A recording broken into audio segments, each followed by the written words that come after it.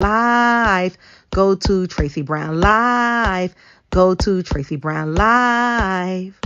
Gals and guys, go to Tracey Brown Live. Go to Tracey Brown Live. Go to Tracey Brown Live. Gals and guys, go to Tracey Brown Live. Go to Tracey Brown Live. Go to Tracey Brown Live. Gals and guys, go to Tracey Brown Live. Go to Tracey Brown Live. Go to Tracey Brown Live. Good morning, everyone. Good morning and hello. Hello, everyone. And how are you all doing today? This is Saturday, March 4th already.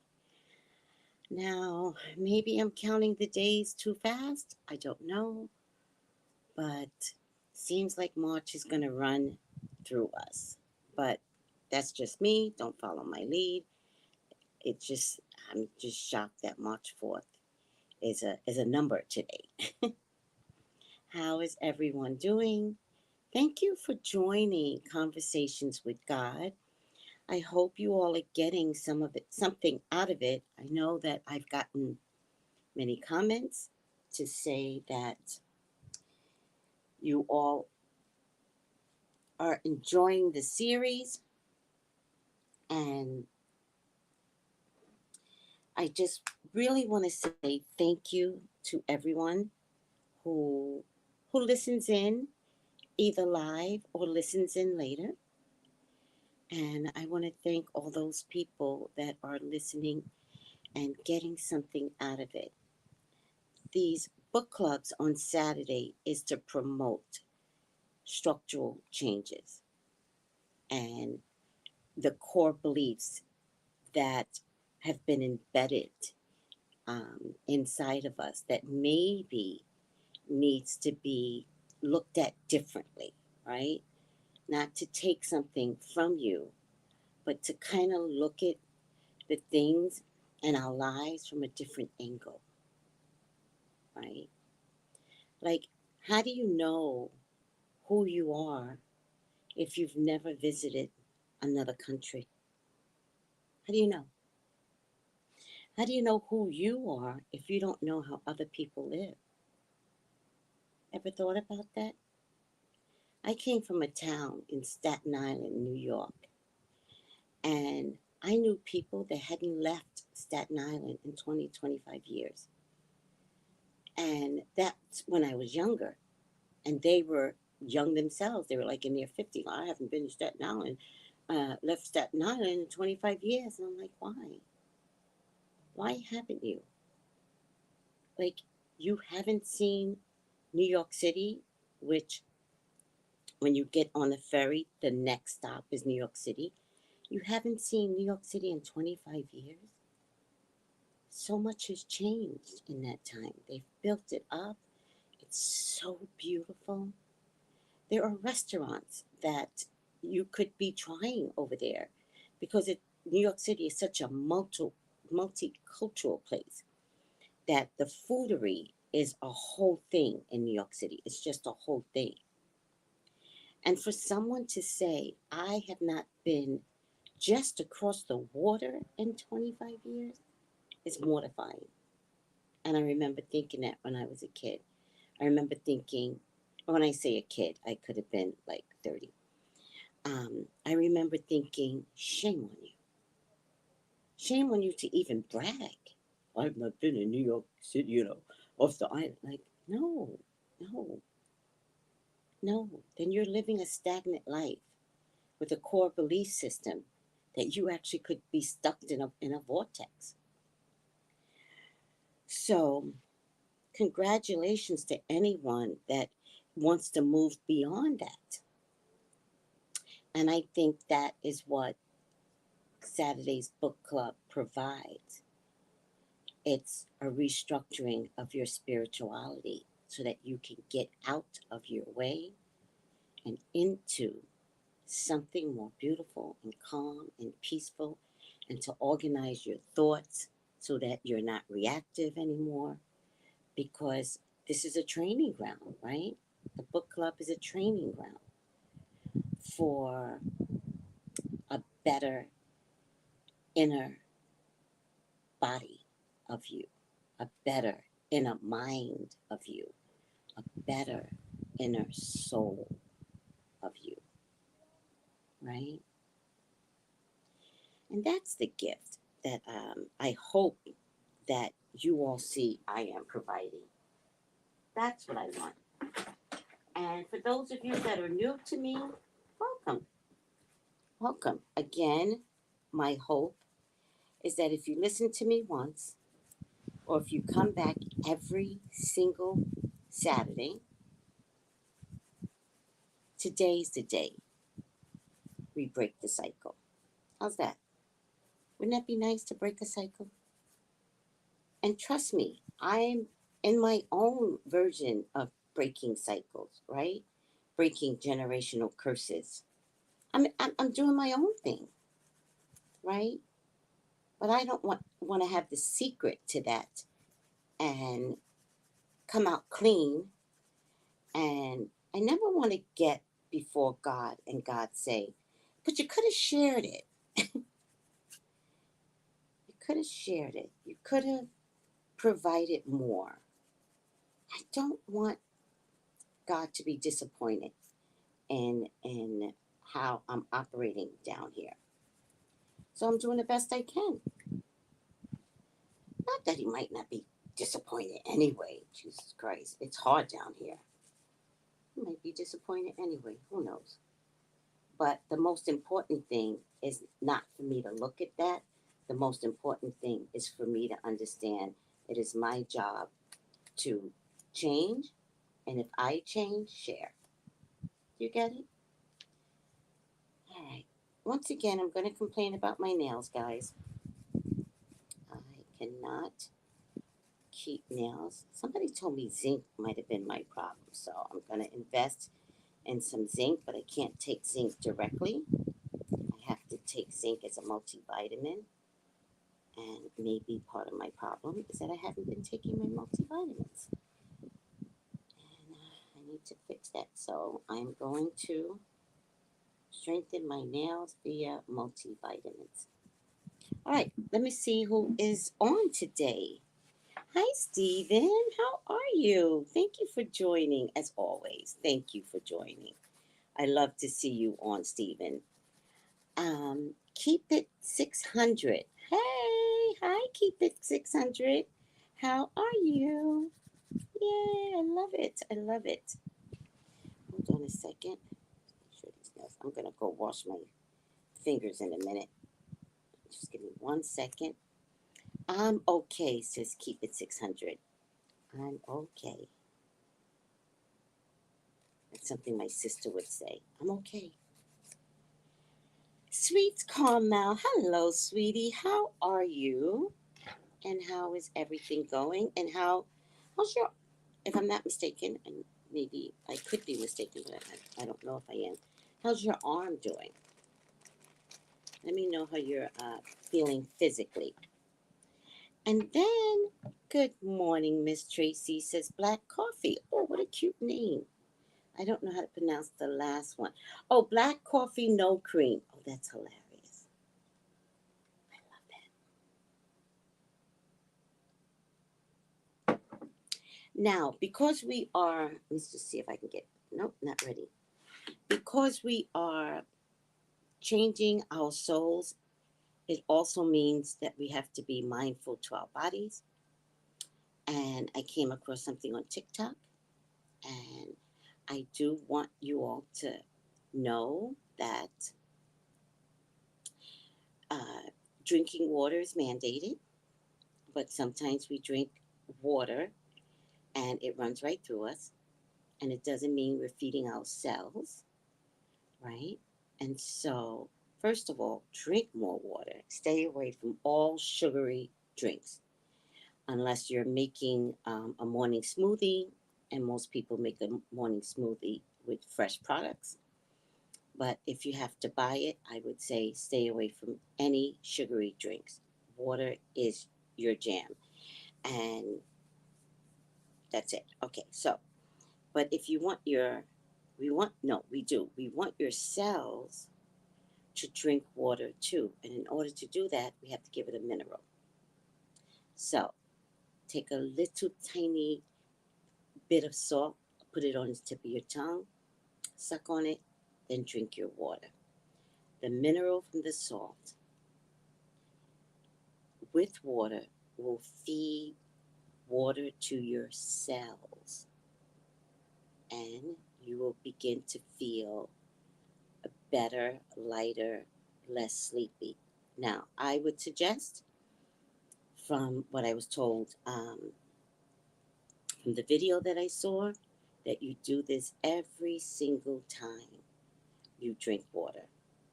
Now, when I say salt, I mean the littlest amount of salt on the tip of your tongue, just a dash, tip of your tongue, and then drink some water. And that will begin to change how you feed water to your body. Sweet Carmel says, I am blessed. My shoulder still has issues, but it has provided me a reason to shift from what I was doing as a nurse to my heart's desire. Just have to keep pushing through the fear. Right. I agree. Keep pushing, right? Because there were no accidents, and it sounds to me like this is something that, you know, God, if you didn't have this, you wouldn't change. So, a lot of times, God has been trying to talk to us, right? And then we don't listen. And God sends his angels down and he talks to us again. And then we don't listen. And there are many factors why we're not listening. I mean, just being a nurse alone with the salary that you're making, maybe owning a home, maybe having responsibility with children. Who knows why we're not listening? And and God said, "But I spoke to you. I spoke to you. I already gave you signs, and you're not listening." Meaning, I hear your concerns, but I need you to do something different for your greater good. I need you to be in a better place. And then God finally goes, break her arm. And let me tell you something, those angels have to comply. When God says, you talked to her? Yes. Over and over? Yes. How many years has this been going on? A number of years, God. Break her arm. She'll listen. And boom, the memo comes through. And God's like, oh, look at that. Look at that.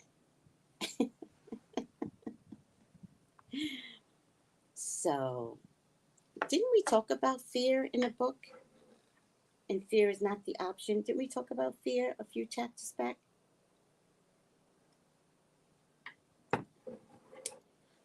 All right. The other thing I want you guys to consider getting is ashwagandha. We did talk about it. Yeah. Ashwagandha. Ashwagandha. Ashwagandha. I want you all to consider that if you have fatigue, or some of you may not even know it, you might have uh, adrenals that is affecting you, but you may not know it, right? And so I want you all to consider getting some ashwagandha. It comes in pill form. It comes in, I have a tincture that I get from ORUNMILA.com.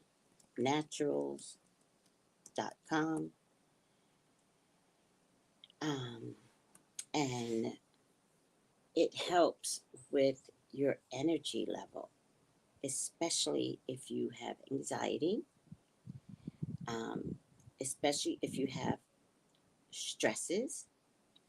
Also, it's really good when your immune system has been compromised, right? And your doctors are trying to get you back to normal, or you're trying to get back to normal. Ashwagandha will help with all of that. Now, if you're under a doctor's care, I would definitely check with your doctor. All right? I'm not a doctor. I just play one on TV. Okay, is that everything I wanted to tell you, though? I think so. Ashwanga, water. I thought I had a third thing. It'll come to me if I do.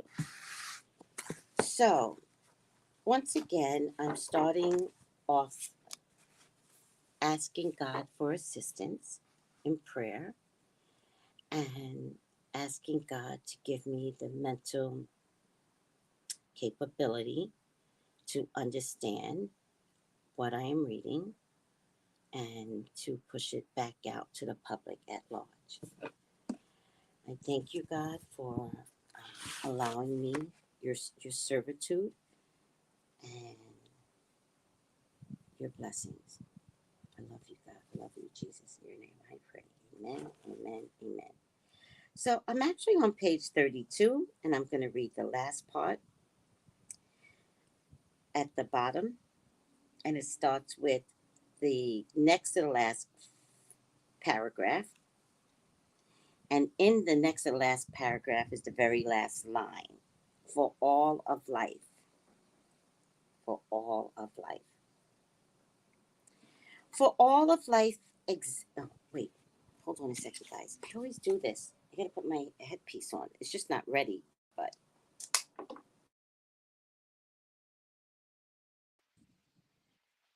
just put one in. All right, now. For all of life exists as a tool of your own creation, and all of its events merely present themselves as opportunities for you to decide and be who you are. This is true for every soul. And so you see, there are no victims in a universe, only creators. The masters who have walked this planet all knew this.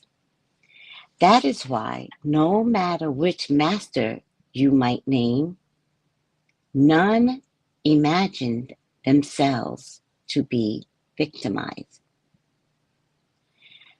though many were truly crucified.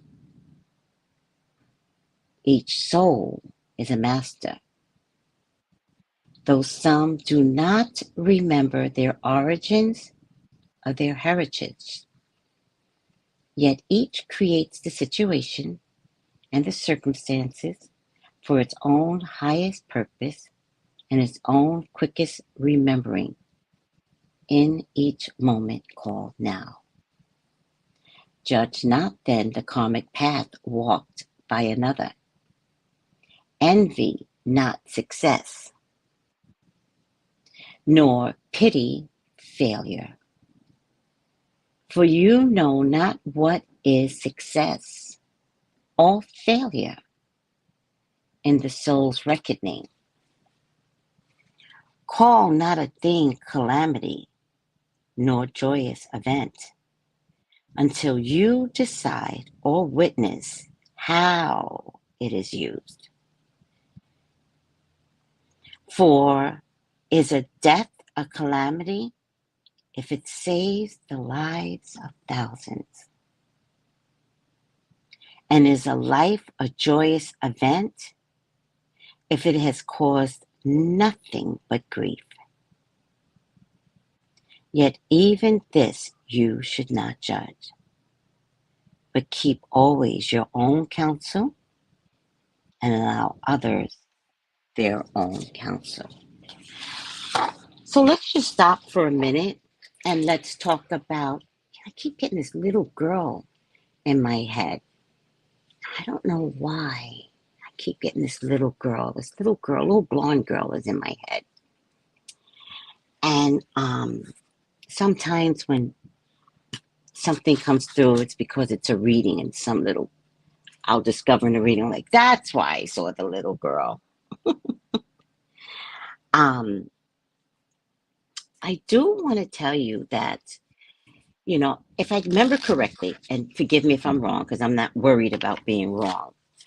Was it the first open heart surgery? I mentioned this in this series before, or the artificial heart. And they put in the first artificial heart into a man. It might have been in the early 90s. I think it was the 90s, late 80s, early 90s. And the man didn't survive, right? He didn't make it. But him not making it is the reason why others do, right? Because we never know what journey each of our souls are taking. And many of us come here as a form of sacrifice, right? And is not meant to have a full life of 80 plus years, but is meant to be the person to have the first open heart, artificial heart, to then not make it, to then have the doctors perfect it. And that is a choice that someone makes before they come to heaven in full agreement with God. All right? And I have to say that also with COVID, right? COVID is an agreement. This was always going to happen. And so all the deaths that went before us is a sacrifice so that we could understand that the world is changing and that we need to create a better world, right? Now, we don't know that in the middle of a pandemic, right? In the middle of a pandemic, we're asking why, and we're fearful, and we're praying that we don't get it. Some of us have gotten it 6 times. Some of us have gotten it never, right?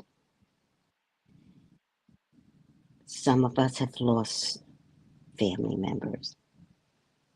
And in the midst of that loss, we question God, right? Why? But should we question God? Because in the book, we go back to what we just read. Judge not, then, the karmic path walked by another. Envy not success, nor pity failure. For you know not what is success or failure in the soul's reckoning, right? The first artificial heart would be perceived as an event that failed. And yet, to this day, you can put in an artificial heart and people live.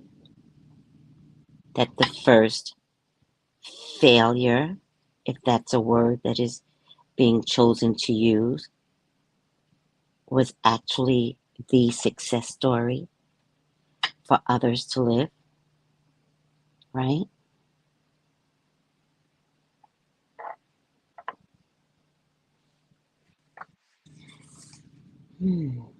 Call not a thing a calamity, nor a joyous event, until you decide or witness how it is used.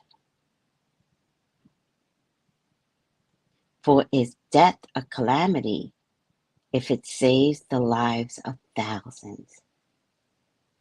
And is a life joyous event if it has caused nothing but grief? And yet even this you should not judge, but keep always your own counsel and allow others to keep theirs. Well, that's pretty harsh, huh? As if God doesn't have that harsh spirit inside of him. Of course it was harsh, right? What do we look as God? I don't think people say this anymore, but I remember God as a parent. That's the way I remember that I was mandated to see God as my parent, right? And that's a very parental statement, the last part. You keep your counsel and mind your business, right? Like a parent would say here on earth, why are you not minding your business? Try minding your business, right? You keep your counsel and let others keep their own. And I'm also back to the calamity, as the book puts it, of Turkey, right? Right? We don't know how bad of an event Turkey is unless we see how it's being used spiritually.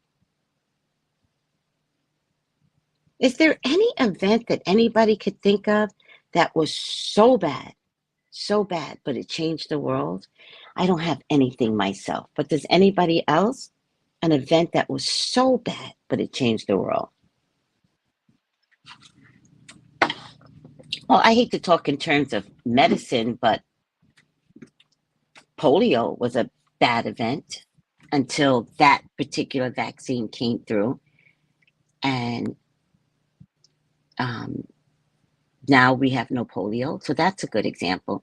Anybody else have an event that was so bad that it changed the world for the greater good? I know in England or the UK, they had some, I don't know what they had. They had some plague or something. And they found out that the plague was from not being clean. It was so simple. And so from that event, it was mandated that, everything, everyone, everybody, BODY, be clean with soap and water, right? Right? A whole plague. What did we find out with COVID? Well, at least that's what they said. Nowadays, it's hard to believe anything with COVID. But remember, with COVID, they were like, wash your hands, wash your hands. And it made the whole world wash their hands. That's a beautiful event, right? When everyone has to come together to do the same things for the greater good, like keeping clean, right? Even though they had to tell us to keep clean, which is a little weird. But I'd rather be told to be clean for the greater good of others, right? Can anybody else think of any other event? If you think of something bad that turned out to be the greatest thing that could have happened, let me know. And if you can't think of it in a live feed, let me know in the comments below if you're listening to this podcast later. Okay. Carry on, Tracy. Carry on.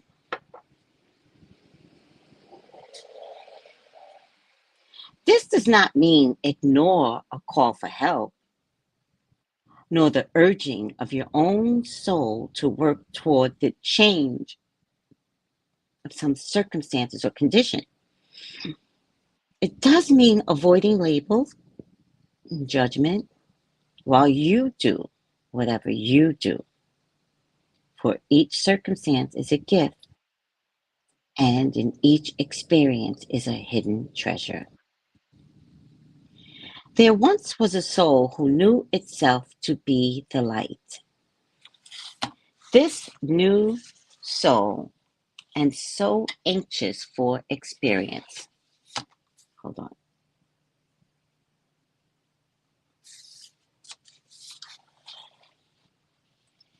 Yet all the knowing of it and all the saying of it could not substitute for the experience of it. And in the realm from which this soul emerged, there was nothing but the light.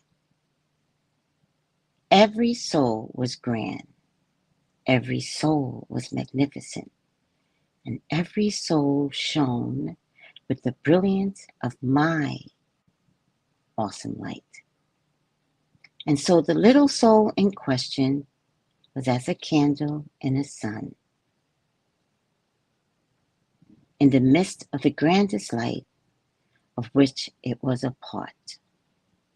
It could not see itself nor experience itself as who and what it really is. Let me read that over. There once was a soul who knew itself to be the light. This was a new soul, and so anxious for experience. I am the light, it said. I am the light. Yet all the knowing of it and all the saying of it could not substitute for the experience of it. So the soul was saying, I'm the light, and yet had no experience. So all the knowing of it being the light and all the saying of it could not substitute the experience of being the light. And in the realm from which the soul emerged, there was nothing but the light. Every soul was grand. Every soul was magnificent. Every soul shone with the brilliance of my God, of my awesome light. And so the little soul in question was as a candle in the sun, in the midst of the grandest of light, of which it was a part of. It could not see itself nor experience itself as who and what it really is. Thank you, oh please, look at you. Swine flu was one of the things that changed the world a bit. That now hand sanitizer was created back then because of swine flu. Oh my goodness, I did not know that.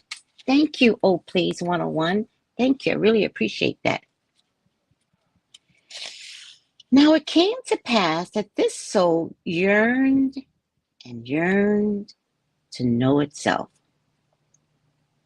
And so great was its yearning that I one day said, do you know, little one, what you must do to satisfy this yearning of yours? Of what? What? I'll do anything, the little soul said. And God said, you must separate yourself from the rest of us. And then you must call upon yourself the darkness. What is the darkness, Holy One? The little soul asked. That which you are not, I applied. And the soul understood. And so this the soul did, removing itself from the all, from the family.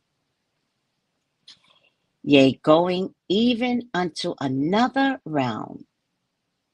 And in this realm, the soul had the power to call into its experience all sorts of darkness. And this it did. Yet in the midst of all the darkness, did it cry out, Father, Father, why hast thou forsaken me? Let me tell you something, Father, God. Okay? I don't have a car yet. I feel like you've forsaken me. Am I allowed to say that? Not really. I say it anyway.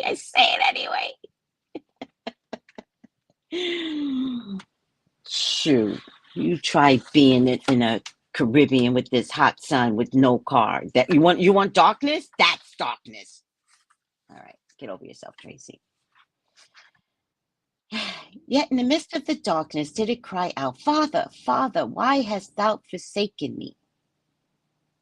Even as have you in your blackest time, I hate that. I hate the word of using black as a bad thing. Your darkest times, yet I have never forsaken you, but stand by you always, ready to remind you of who you really are.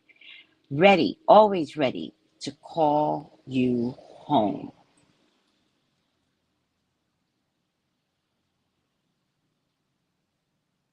Therefore, be a light in the darkness, and don't curse the darkness. And forget not who you are in the moment of your encirclement, by which you are not. But do you praise to the creation, even as you seek to change it? And know that what you do in the time of your greatest trial can be your greatest triumphant. For the experience you create is a statement of who you are and who you want to be. Oh, well, let's get a little deep with this one. God says to the little soul, right? Do you, little one, no, it came to pass that this soul yearned and yearned to know itself. It was light, but against the sun, it didn't shine so bright. And amongst the other mature souls, I'm thinking, they were brilliant and magnificent, and this soul came across like the light of a candle. So it didn't have the same ambiance as the others. And let's just say, to give a good example, right? You have your grandmother that can cook, you have your mother that you can cook. And here you are, a 5-year-old, wanting to cook like them, but you can't cook like them unless you prop yourself up on a chair and take direction and orders from the elder one. But you just want to be a cook, right? At 5, right?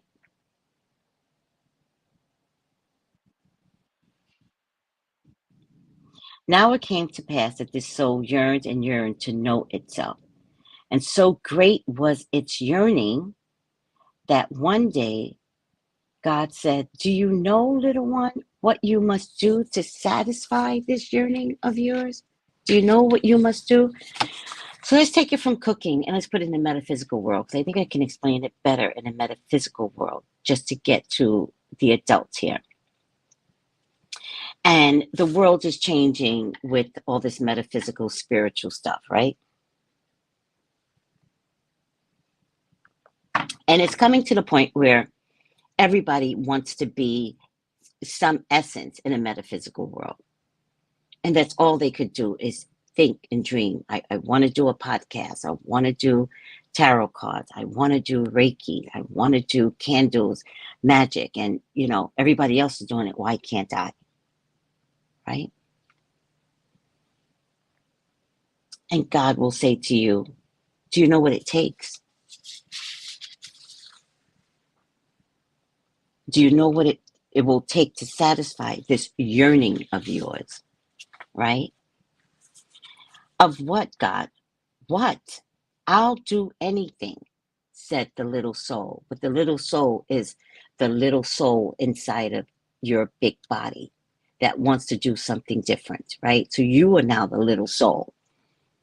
You must separate yourself from the rest, said God, and then you must call upon yourself the darkness. Oh, now I'm not a fan of calling in the darkness. Oh, I think the darkness exists, period. Evil exists.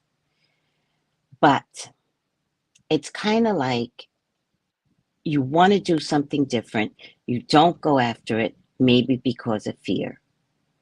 And the fear, right, is darkness. The fear is, if I try this, if I leave my job, will I have money to pay for my home, my children, my car, right? All those things come into fruition, right? And God says you must separate yourself from the rest.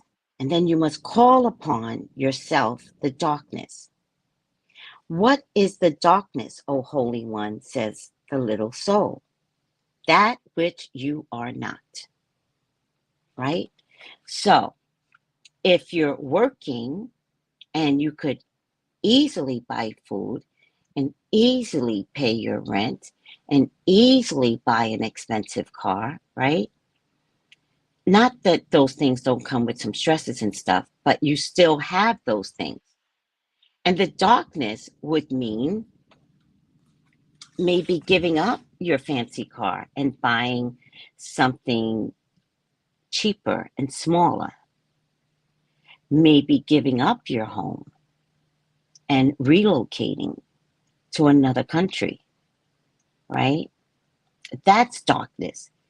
To have the experience of something you haven't had in a long time. Now, that brings me to another point I just want to put into place. Some of us know darkness through our parents. I'm not talking about that darkness. I'm talking about inviting what you don't want to experience because you're afraid of having an experience other than what you know right now as an adult, right? You must separate yourself from the rest of us and then call upon yourself the darkness, meaning be fully conscious that if you want to be a Reiki master, you've got to take the 4 levels. And do you take the 4 levels while you're working so you can pay for it? I would say absolutely. But there's going to come a time when you're just going to want to do this full time. And will you be able to do it full time if this is what you love? And if this is something that you love, will it mean having to give up other things that prevents you from being a Reiki master? Because guess what? A Reiki master helps others. And sometimes that can't be done under the safety of your mortgage or your Mercedes, right? I was talking to my chiropractor the other day, and he goes, I said to him, I think I'm ready to buy a car. And I said, I think I have to stop chiropractor so that I can use that money appropriately to buy a car. And he said to me, one, he said, of course, because I've been going to them for 9 months. And then he said to me, you know, Tracy, I think he said he has a Honda Civic or something like that. And he goes, it has no front bumper. He said, it fell off. I put it back on. It fell off again. And he goes, you know, not only do I like it without a bumper, do you know how many other cars I see with no bumper? His same type of Honda Civic. He's like, no bumper. He goes, what are the odds? Now, this is a chiropractor who, for all intents and purposes, you would assume that he would have a nice home and a nice car to take care of his wife and children. I'm sure he's taking care of his wife and children, but he had to step into a darkness, meaning he didn't need to have the title of chiropractor to go along with the look of a car. He rather enjoys riding around in a hoopty with no bumper. He stepped into the darkness and he worked with the darkness. The darkness did not overcome him, did not overtake him. It was an opportunity for him to view life differently. And that was beautiful. What is darkness, O Holy One? The little soul asks. That which you are not, replied the God replied to the soul. And so this soul did, removing itself from the all. Right? How many of us have to remove ourselves from our families? Right? And enter into the world of an unknown of darkness. Can you emerge better? Can you figure out that if God has removed you, it is truly because he has better plans for you? That if you were with your family, you would be compromised either by their toxicity or by their verbal direction. Well, I think you should really keep your job. Why would you give up your job? because they don't know anything better but what they've done, so they're putting that on you. And sometimes you have to separate from the very things that prevent you from being you and being closer to God's actualization of you, right? And so the soul did, removing itself from all, going even unto another realm. And this realm, the soul had the power to call into its experience all sorts of darkness. And this it did. Yet in the midst of all the darkness, did it cry out, Father, Father, why hast thou forsaken me? We need to stop there. We need to stop there, because I really feel like saying that. I think I'm going to say it and challenge God, and I'll probably get smacked later, but who cares? Because I really feel like God has forsaken me. This son is brutal. Father, Father, why hast thou forsaken me? Did he cry that out? Even as have you in your darkest time, I'm sorry. Yet I have never forsaken you. But I stand by you always, ready to remind you of who you really are. Ready, always ready to call you home. Therefore, be a light unto the darkness and don't curse it. All right, hold on a second, because where's my thing? Oh, here. Because that kind of reminds me of footprints. Do you guys know footprints? Let me just see what everybody is saying. Oh my God, I'm so hot. Okay. Do you guys know footprints?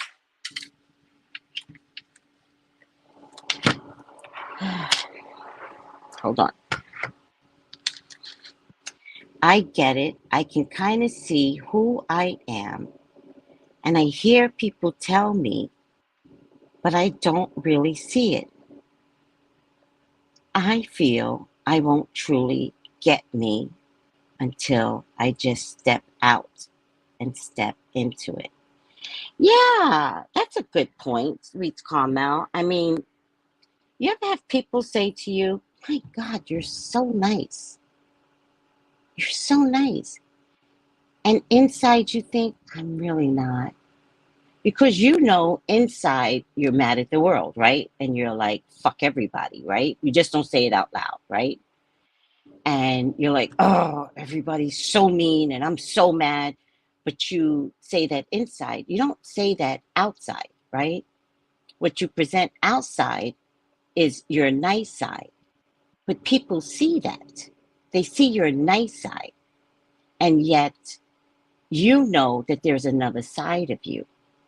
And the two can't coexist, right? They can't. So at some point, you have to decide, are you going to be nice and inside so that you could present not 50% to the outside, but 100% to the outside? And you have to make that decision, right? Because at some point, if you don't change the inside, it shows up on the outside and you become ugly. Physically, metaphorically, ugly. But if you change that part of you that's angry at the world and understand that God's not trying to take you down, God's not trying to beat you up. I can only give you my examples. You give me your examples, right? But I can only say that there are times when I'm so mad at the sun, when I'm walking in it, and I had to decide to be better. And if I have to walk in the sun, use an umbrella. Now, do I look really stupid using an umbrella? Hell yes, I do. No one walks around in these Caribbean streets with an umbrella but my dumb ass. But it makes me feel better when the heat is impounding me. And so when I get to my destination, I'm not so angry. And I can stop being so angry.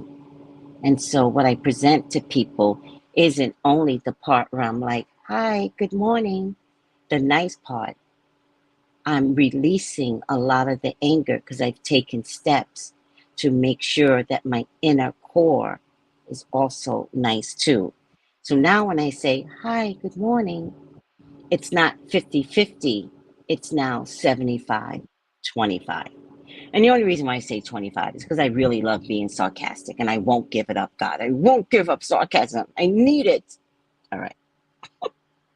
Now that I've challenged God, he's going to be like, oh, get on her. Footprints in the sand. Yes. Oh, look at you, Sweets Carmel. I am a Reiki master, but being a nurse is safe. Well, it's safe financially. Can you merge the two together safely? Can you bridge the two, or can you use an umbrella to merge the two components? That would be nice, right? Now, when I was a kid, Footprints in the Sand was my favorite. My aunt had it on her wall. One of my favorites. One of my favorites. So let me go back to why I'm going to read Footprints in the Sand. I just need to make sure I have the right one. Let's see, let me get it. All right, Wikipedia. I'm going to move from you. Let me go to images. I might be able to get it. There you go. This is a good one. Visit. Okay, I'm going to read this one, but let me go back a little.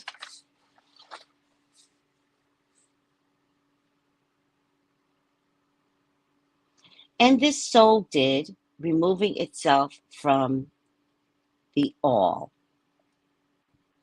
going even unto another realm. And in this realm, the soul had the power to call into its experience all sorts of darkness, and this it did. Yet in the midst of the darkness, did it cry out, Father, Father, why hast thou forsaken me? Even as have you heard in your darkest times? Yet I have never forsaken you, but stand by you always, ready to remind you of who you really are. Ready, always ready to call you back, right? And Footprints in the Sand is a very good example of that. And if you haven't heard it, I hope you enjoy it. And if you could get this and print it and place it somewhere in your house as a reminder, do it. All right. I must have been 8 years old reading this every single time I entered my aunt's house and left my aunt's house. She had it in a very particular place by her front door. One night, a man had a dream. He dreamed he was walking along the beach with the Lord. Hold on. Across the sky flashed scenes from his life. For each scene, he noticed two sets of footprints in the sand. One belonged to him, and the other to the Lord. When the last scene of his life flashed before him, he looked back at the footprints in the sand, and he noticed that many times along the path of his life, there was only one set of footprints. And he also noticed that it happened at the very lowest and saddest times in his life. This really bothered him, and he questioned the Lord about it. Lord, you said that once I decided to follow you, you'd walk with me all the way. But why have I noticed that during the most troublesome times in my life, there is only one set of footprints? I don't understand why. When I needed you the most, you would leave me. And the Lord replied, my precious, precious child, I love you, and I would never leave you. During your times of darkness, of trials and sufferings, when you see one set of footprints, it was then that I carried you. How beautiful is that? Like, oh,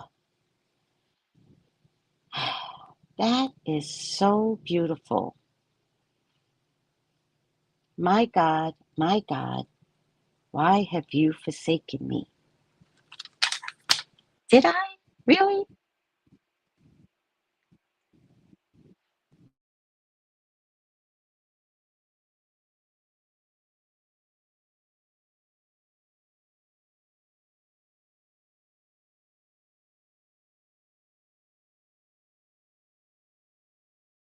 Again, look again. They're my feet. Those feet are not yours. This is where I carried you. Wow. Wow. Isn't that amazing? Do you guys understand how something as simple as this poem can change your life if you choose to see things differently? Can you imagine your life being changed ever so gracefully if you could see things so much more differently than you've ever seen them before? Can you imagine that? Can you imagine God carrying you? That no, He's never forsaken you?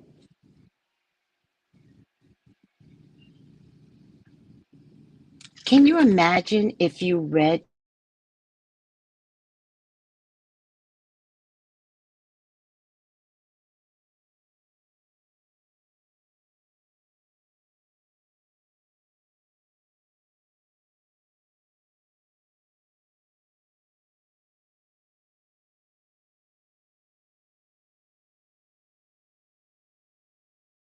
imagine reading Job?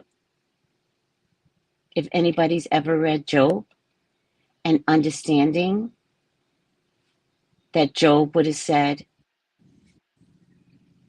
I love you, God. I love you. Why am I having this experience?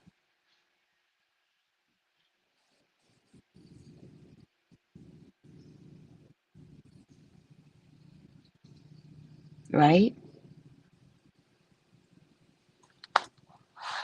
Just going to leave that up a little bit. So if somebody wants to screenshot that and start changing their lives accordingly, that God got you. God got you through divorce. God got you through unemployment. God got you through the death of your mother, your grandparents, cheating.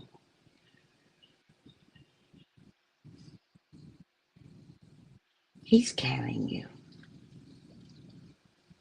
God got so many of us through COVID. Do we have to do things to help God? Well, maybe, right? I have to carry an umbrella, right? We were asked to wear masks. We were asked to wash our hands. We were asked to keep 6 feet apart from one another for a while, right? We were asked to do things that could make it easier for God to carry us. but he still carried us.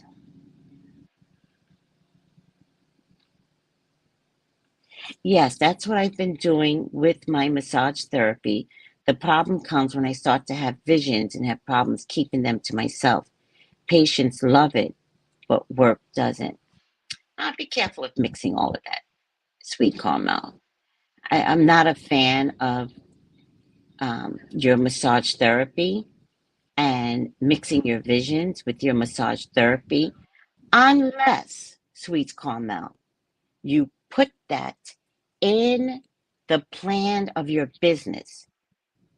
That would work better. I think it would be amazing if, as a massage therapist, you tell people, I get visions.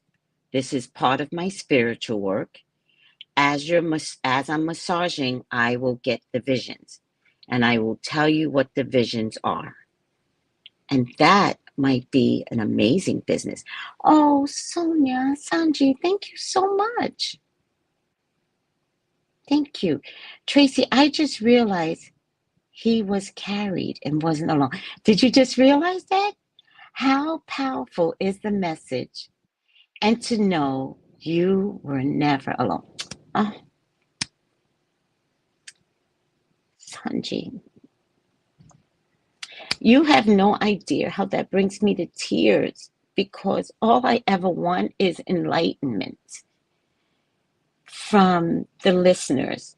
Like, let's get there now. Let's not be who we used to be. Let's get lifted so that the rest of your life you can understand that when something happens, you will be carried, which means we won't stay in the emotional dump for so long now, right?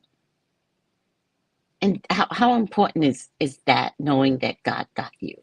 I remember I had a breakup with someone, and it took me out for 6 months, and nobody knew it. I would do my readings and pass out.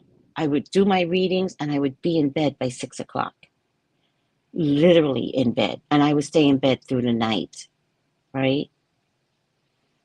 And I remember being in that state of, I guess it was depression, and having such vivid dreams. And I can't even tell you what the dreams were about. I can only tell you that the dreams were nurturing, and that they were there with me in my dreams as I was suffering in human form. And I didn't even know that I was depressed, by the way. I didn't understand that as an emotional space. I don't know if I've ever really felt such depression. I know I felt sadness. I know I felt disappointment. I didn't know depression. It took me about 6 months, and around February, my body got enough nurturing and enough sleep for me to come out of it. And I remember coming out of it, and I was like, oh my God, was I depressed for months? Oh my God, I never want to feel that again. That's a heavy, like, it's so heavy. But I'm of gratitude because, yeah, like you, Sanji, right? I just realized that he was carried and he wasn't alone. How powerful is this message? And to know you're never alone. Yeah. Footprints. So beautiful. Oh, it's 11:11, everyone. Make a wish. Make a wish. It's 11:11. Make a wish. I'm going to send this to my group on 11:11. 11:11. Make a wish. So I'm going to wish for my car at a reasonable price. I don't want to spend a lot of money. I have to go visit my sister. And so I don't want to spend a lot of money selfishly on a car when I need to take care of my sister and her emotional needs, and she needs to see my face. So I need a car, but I need it cheap. I need it running, and I need it with AC. Please, God. You enlightened me, Tracy. I was there when my husband died. But God carried me because I couldn't carry myself. Oh my God, I agree. And some days I still need to be carried from time to time. And those days when you still need to be carried, lay down. Go to bed early. Stretch out on the sofa. Be lazy. Call out of work. Do whatever it takes to allow yourself to be carried in a moment when you are not at your emotional best. Do not push yourself. All right, Sanji? And that's on God. Okay, sweetie? All right now. Oh, this is so beautiful. Footprints. By the way, the author's unknown. We have no idea who wrote this poem. All right. And so this soul did, removing itself from the all, going even unto another realm. In this realm, the soul had the power to call in its experience all sorts of darkness. It had the power to do this. It had the power to have this experience. It had the power and the guts to get married. It had the power and the guts to have an experience with a husband, Sanji. It had the power and the guts to share your life. And darkness showed up.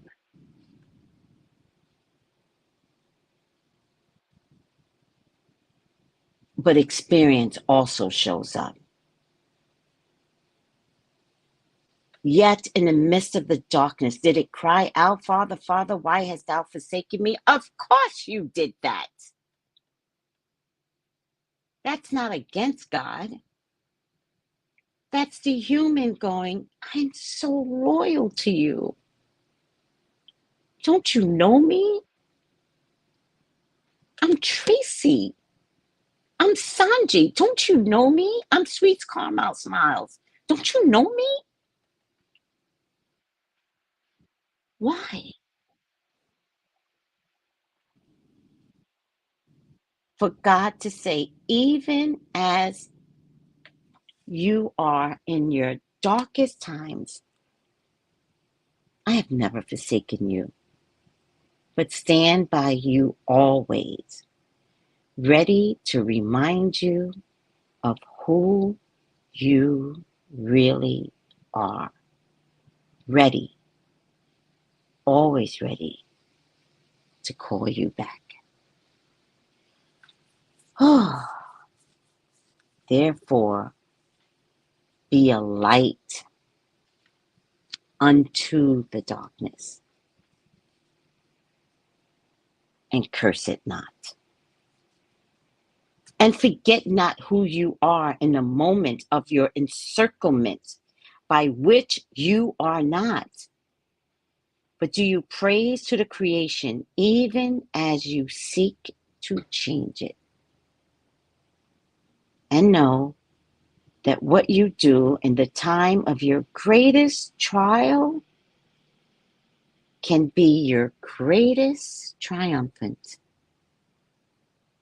For the experience you create is a statement of who you are and who you want to be. I have told you this story, the parable of the little soul and the sun, so that you might better understand why the world is the way it is and how it could change in an instant the moment everyone remembers the divine truth of their highest reality. Sandra, thank you again. Sanji, thank you. I got 2 lovely stickers from Sanjay. They come in different colors too. Look, blue, green. What a soft green. Don't you just love this green? Blue, green, super sticker, blue, green. Oh, thank you. And Sanjay, look at you at 11:11. You enlightened me, Tracy. I was there when my husband died, but God carried me because I couldn't carry it myself. And some days I still need to be carried from time to time. You did that at 11:11. What a blessing. I have told you the story, the parable of the little soul and the sun, so that you might better understand why the world is the way it is and how it can change in an instant, the moment everyone remembers the divine truth of their highest reality. Now, there are those who say that life is a school, and that these things which you observe and experience in your life are for your learning. I've addressed this before, and I will tell you again. You came into this life with nothing to learn. You have only to demonstrate what you already know. In the demonstration of it, will you function it out and create yourself anew through your experience. Thus do you justify life and give it purpose. Thus do you render it holy. Well, that's something new, right? That's a new one, right? Now, there are those who say that life is a school. We've heard that in the past. It's the dumbest thing I've ever heard. And that these things which you observe and experience in your life are for your learning. That's what those have said. And God said, you came into this life with nothing to learn. You have only to demonstrate what you already know. In the demonstration of it, will you function it out and create yourself new through your experience. Thus do you justify life and give it purpose. Thus do you render it holy. You know, that kind of brings me to newborn babies, sometimes animals even. When babies say things or animals have expressions. But let's just go back to babies, and you're like, how does the baby know to say what it just said? Have you guys ever had that with babies where you're like, all right, that was accurate, but how does the baby know that that was accurate? But the baby says it with accuracy. Does that make sense what I'm trying to say? And I can't give you a good example, but I've just had this a lot with babies, right? A baby does or says something, and then we find it funny because it's such an adult thing that the baby says or does. And yet the baby does and says it with the knowing. And so it brings me back to this passage where it says, you didn't come to this life. You came into this life with nothing to learn. Did anybody ever realize I am not here to learn? I'm here to demonstrate what I already know. The reason why God says this is because our souls have been well trained in heaven. We're disciplined in heaven. We're talked to. We're educated up there. We are only here to demonstrate what we were taught there. In the demonstration of it, will you function it out? And down here, we're to create something new. Through what? What's the theme of today? Experience. Thus you justify life. Thus you give it purpose. Thus do you render it holy. Is that new for anyone? Is that profound? That I'm not here to learn what life has to offer me. I'm here to demonstrate what I was already taught up there in heaven. And so I've come down to be demonstrative.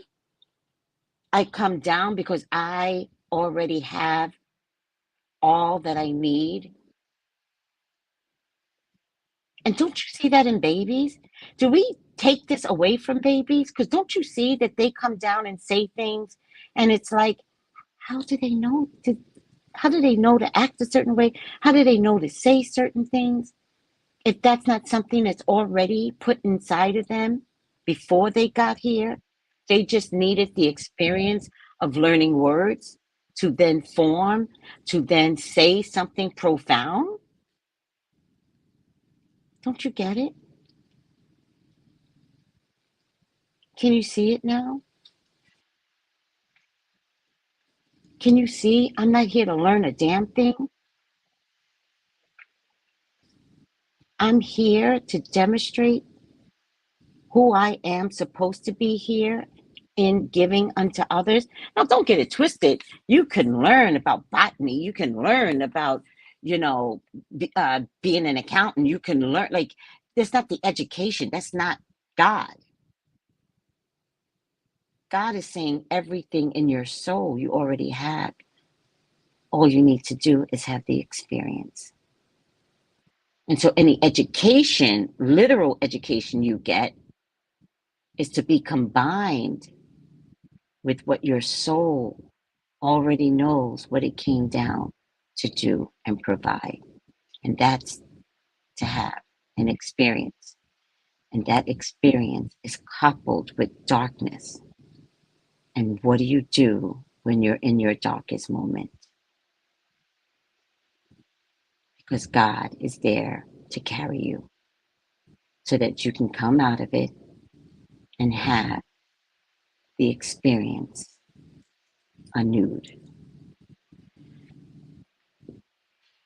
Thank you, Sanji. Oh my God, thank you so much. Whew.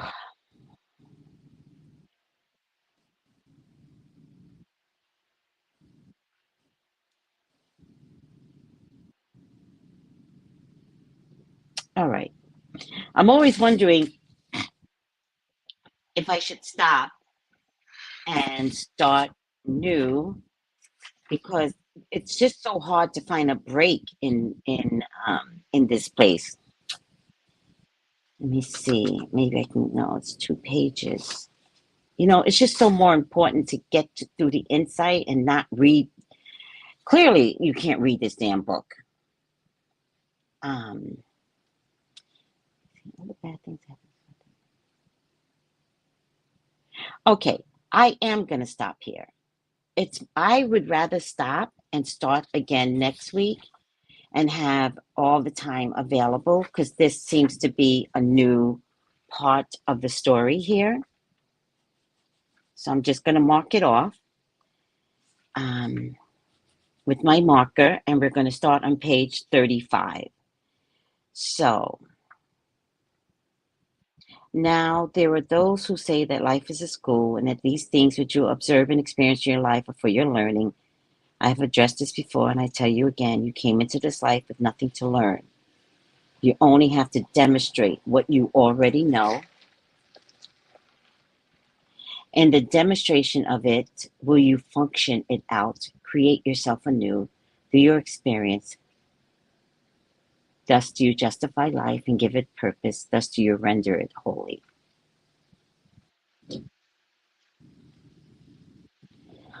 All right, guys.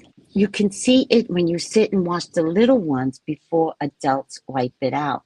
Yes, that's very true, especially since I feel like in my age bracket, it's so many things have gotten wiped out. I'm watching now the pandemic kids. They're not going to be able to do that to the galactic and the pandemic kids. And the galactic and the pandemic kids are going to look like bad little kids. They're not. They're going to refuse to let you do to them what has been done to all the previous generations. They came down to remember. They came down to work.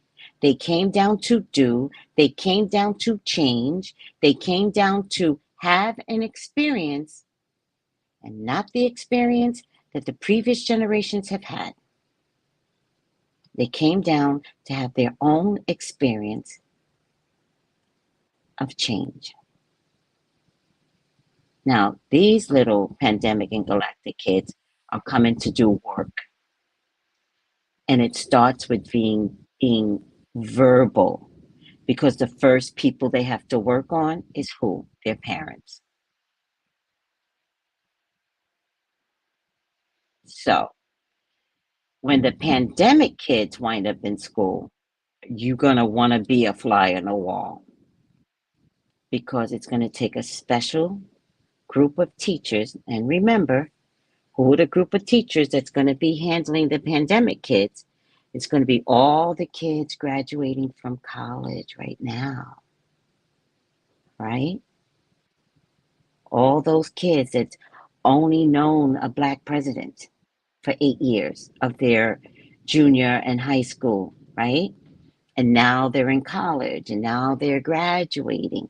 Those kids that are graduating, who now went from having a black president for 4 years. And if you're in another country, I apologize. I don't mean to isolate this conversation to America, but it's going to make a big difference in how what I'm saying could be the same thing for you if you have a female president in your country. It's all the same thing. You just have to apply it where it belongs, right? And now these same kids that are graduating have a female uh, black Indian president, vice president, right? And so these kids that's going to be teaching the pandemic kids who aren't ready for school yet, right? Because these kids that are graduating have to do whatever it takes to prepare. They don't know it yet, but they have to do whatever it takes to prepare to match up with the pandemic babies, right? And the galactic babies are the fighters. They're like with swords, like swiping away at all that energy, right? For the pandemic. It's going to be exciting. It's going to be exciting. But the galactic kids and the pandemic kids are the ones that we should be looking out for. They're different. They've come with the knowing. Like, I always like to talk to about my grandson Ezra, and Ezra always says, "I just want to be grown, just want to be grown." And I was like, "But why? But why?" He goes, "I don't know. I just want to be grown." And I was like, "Okay, I hear you, but can you have the experience of being four? Like, I don't want you to miss out on being four. Grown is gonna happen, but can we be four or five or eight or nine this year?" Oh my God, I can't. Don't even talk to me about nine. I refuse to look at that yet. I have to convince him to have the experience rather than just be, because he's ready. I don't know what fight he's got inside of him, but he's ready. All right, guys, let's stop here. I hope I helped. Sanji, thank you so much for your super stickers. Sweets Carmel, thank you for saying it's all in a memory. Here in Chicago, we have shortages of teachers, huh? We will need special teachers to deal with the kids today. I see it in my line of work, right? Right. Are you a psychiatrist, a psychologist, a therapist? What are you, Sanji? Very profound, Tracy. Thank you, Sanji. Thank you for the sticker. You enlightened me, Tracy. I was there when my husband died, but God carried me because I couldn't carry myself. And some days I still need to be carried from time to time. You sure do. Go ahead and lay down and let God carry you. Thank you for the second sticker. Oh my God, this is probably one of the best Saturdays I've had. Thank you, guys. And again, I always want to remind you of the fear that I have coming to you every single Saturday and asking God to be inside of me so that I could speak His language and relay what he would like for me to have you all hear. Well, every single Saturday, I pray for spiritual enlightenment. Every single Saturday, I feel like I receive it. So thank you guys. Prayer works. I love you all. Have a good Sunday. Take it easy. Bye.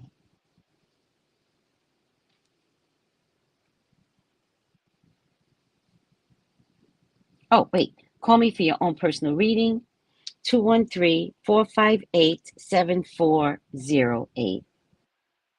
Hold on. Smiling. No, I'm a custodial manager. Oh, I see. So you see it every day.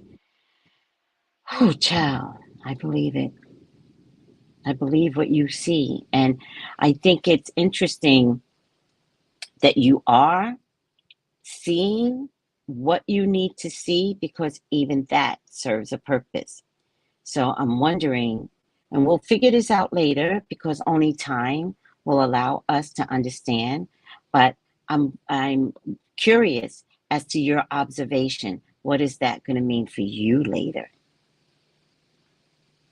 Teacher shortages are happening everywhere. It takes special people now, right? Over 8 schools, Tracy, and over more than 59 custodians. Oh, you're over 8 schools and you're over more than 59 custodians. Wow. But again, I'm back at your job description and your observation. Like that I find interesting, right? And how is that, not your title, how is that going to serve your purpose down the road? Your observation of. Because that's what's really happening. What's really happening is you've been given a job to observe this. And now the question becomes, I wonder why. We will find out when God reveals all. Bye, everyone. Thank you for putting up with me. I love you. I love you. I love you. Bye. Gals and guys, go to Tracey Brown Live. Go to Tracey Brown Live. Go to Tracey Brown Live. Gals and guys, go to Tracey Brown Live. Go to Tracey Brown Live. Go to Tracey Brown Live.